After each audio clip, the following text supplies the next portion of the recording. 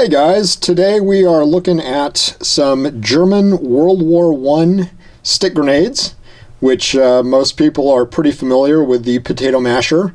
They were used all through World War I and definitely all through World War II, and pretty much no depiction of a German soldier is complete without at least a couple of them tucked in his belt or from the top of his boots or wherever he's going to put them. These three are actually all from World War I. And before we go any further, they all are inert, so we're not handling live explosives or anything like that. But they're a pretty interesting start to hand grenades, and definitely were sort of the precursor to the well-known and much more simplified World War II version, which sort of lacks some of the features and definitely some of the size of these World War I variants. So we'll just take a look at each one and kind of explain how they worked and the features that they all sort of shared. Now, all three of these are going to be your high explosive examples. They were filled with TNT, about 6 ounces of it, and they would all have, I've heard, 4.5 second fuses, but actually the interesting thing is all of these are marked with 5.5. So as you can see, 5.5 second, and then your last three letters there. I'm actually not sure if that's just a manufacturer or a code, because actually each one of these has a different one. If we can actually find this one. There you go. 5.5 seconds, and that's another 3-letter code. And again, this one right here, another code with 5.5 seconds. So these are pretty straightforward once you understand how they work. You've got your explosive, which is going to be contained in the head here. And this is just a really thin, basically tin, almost like a tin can, really. And it's going to rely mostly on the blast of the explosive itself for its effect. So it's not going to be what's called a defensive grenade. A defensive grenade is going to be used generally out in the open when you want to stop attackers or whatnot. When you're hunkered down in your trench, you're going to throw it. It's going to throw a lot of cast iron or heavy particles back as shrapnel, and it's going to injure a lot of people far away. So you're going to want to take cover when you get rid of it, like as soon as possible, because it could kill you just as easily as anyone else.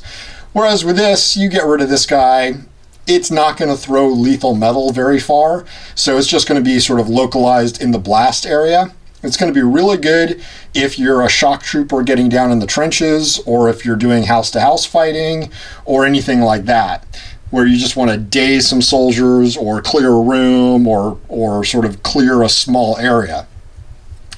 Now, you've got your explosive here, and you've got your detonator through here, which is contained inside the handle.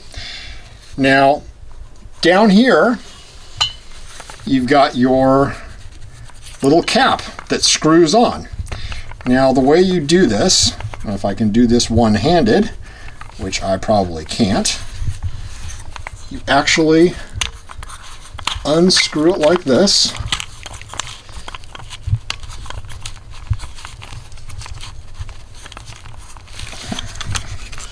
Now that is not working. There we go. So you unscrew your cap and you discard the cap immediately, and out drops this, which is just a little porcelain ball with a string, and you would just pull this as rapidly as possible, and that would, by friction, go up all the way into here, and it would pull your igniter through some abrasive material and make some sparks, and that would start your delay, and then boom, after 5.5 seconds, this goes off. So down here, you can see we can actually pull the entire mechanism out. And there you go. That's your fuse, or your igniter at least, for one of these stick grenades. And if you just look up in there, that's where everything would be, and you just drop off your Drop off your cap here, throw that away. Out comes your porcelain ball, yank it, and you're good to go. So we'll set this one aside and take a look at another variant. This one definitely not as in good a shape. It's got a lot of the original paint still there, and it does have its porcelain ball and everything inside it as well. But as you can see, the wood is not nearly as light as that one, and it doesn't have its markings, although it does still have its belt clip. And this was one thing that they got rid of in World War II. They found the belt clip probably didn't add much. So you'll see a World War II one will not generally have this belt clip here. And it's just sort of a smaller head, whereas this is just a pretty massive grenade, really. You put it against my hand, and it's just a big thing to be carrying around and throwing. Although it does feel pretty good in the hand. I can see getting a lot of range with these. And then you've got this guy, really similar, same kind of paint job, same kind of everything. You've held on with screws here, whereas this one is actually held on with rivets. So just a minor difference in how it's made. And again, this one's got the porcelain ball and all that good stuff in it too. So just a very interesting example of a grenade that actually spawned such an iconic grenade later on and was so well known.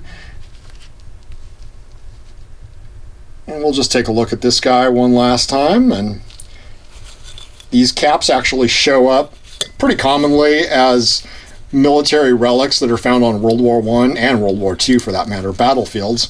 So you can find them on eBay, you can find them a lot of places. People dig them up, and there you go, you've got a potato masher cap. Potato mashers themselves are widely reproduced today, so if you're contemplating purchasing one for a collection, do be careful. Know what you're buying before you buy. Know what you're going to be looking for. This one does have the original lettering still on it, which is pretty nice to see and pretty unusual. A lot of people do redo them, and so you will see them with, relettered and aged and faked and all that good stuff. But especially the World War II ones are the ones being heavily copied right now. And a World War II one would generally always have a German swastika eagle on the top here. So that's another way you can always tell a World War I versus a World War II one. But we've hoped you've enjoyed taking a look at some of these unusual grenades, and not something you see every day. And we'll be looking at more World War I grenades in upcoming videos. Thanks for watching.